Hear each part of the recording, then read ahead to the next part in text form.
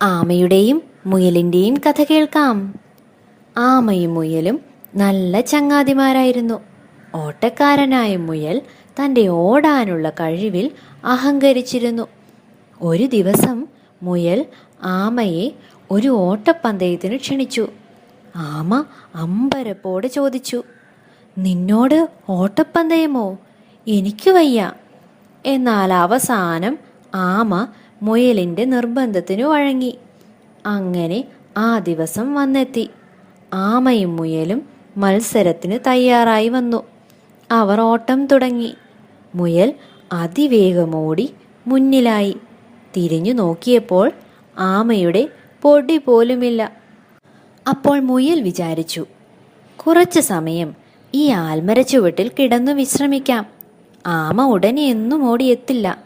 പാവം ആമ തൻ്റെ കുഞ്ഞിക്കാലുകൊണ്ട് ഇഴഞ്ഞിഴഞ്ഞു വരികയായിരുന്നു. കുറച്ചു കഴിഞ്ഞപ്പോൾ മുയൽ ഉറക്കമുണർന്നു. വീണ്ടും ഓട്ടം ആരംഭിച്ചു. ലക്ഷ്യസ്ഥാനത്തെത്തിയപ്പോൾ ആമയതാ ട്രോഫിയുമായി നിൽക്കുന്നു. മുയൽ നാണിച്ചു തല താഴ്ത്തി. എൻ്റെ കുഞ്ഞുങ്ങൾക്ക് ഇതിൽ നിന്ന് എന്ത് മനസ്സിലായി? സ്വന്തം കഴിവിൽ അഹങ്കരിച്ച് മറ്റുള്ളവരെ പരിഹസിക്കരുത്.